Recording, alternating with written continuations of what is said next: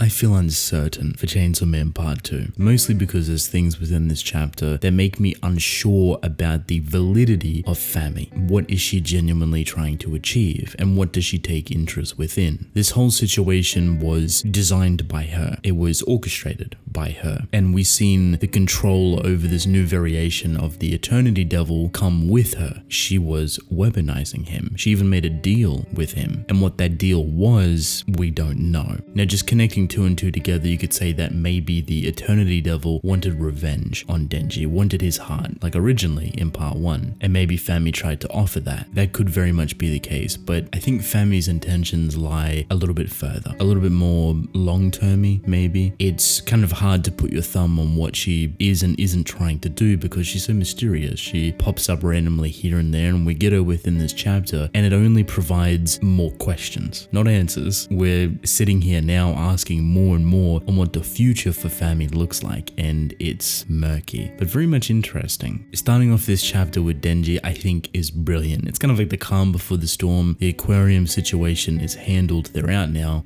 but you're cautious in your approach. But opening with Denji finally getting his penguin is kind of nice. For a brief moment, you are happy with this outcome. There's even a sprinkle of Denji recognizing that his mindless obedience is really bad and that he wouldn't do it anymore, yet the request that Asa said that she would give kind of lured him back into that mindset. So something as simple as this has a ton of value. It's very self-aware, and I'm curious if it's going to continue down this train of thought with how he experiments with his own kind of mental fortitude towards these situations. Does he continue taking requests? Does he continue being obedient? Does he maneuver around it a little bit differently? And you can say that he kind of already does by the end of this chapter with how he approaches Asa after. I would say it's a lot more mature and direct and a little bit more thought-provoking, but the penguin scene is straight up his alley. It's funny because he gets backseated entirely for this altercation, this fight that just happens, because he's playing with this penguin. If that doesn't describe how innocent and kind of tunnel vision Denji is when it comes to things that he enjoys, I don't know what would. Now, Fujimoto didn't hold back. Drawing the Eternity Devil, this amalgamation, a bunch of fingers and disgusting goo mess that it is, very well done. As well as Asa confronting him with the spear that she made from the aquarium. I just want to take a second to point out the design of this spear. It really isn't meant to be anything grand or crazy. I think a lot of people expected it to look godly in a way, or super powerful, or just wild in design. It's literally just two fish. It is the most bare bones, simple design that you could get. So much so that I'm going to redraw it and show you. It doesn't take away from anything, I just find it really funny. Now, I thought, because we're seeing the physical version of Eternity, they've broken out of the aquarium, Asa's here with this fish sword that she's got, we might actually see some action from her. And then I quickly stopped myself because Asa mentally is in shambles when it comes to situations like this, and she always trips over, she always chokes. And that's somewhat kind of what happens. She doesn't necessarily choke, she just doesn't do anything. But the person that steps in is none other than Yoshida. And he's got a bit of sass to himself, a bit of attitude, which I think a lot of people will love. I do want to question the deal that Eternity and Fami had. Was it Denji? Was it Yoru? Was it something else that Fami could get for Eternity, or vice versa? You know what I mean? Like, I think Fami has so much control and power of this situation that this isn't a massive loss to her. Maybe it was just the Eternity Devil's freedom, which probably wouldn't be a thing either. Don't think any of the horsemen can be reliable or honest in that regard,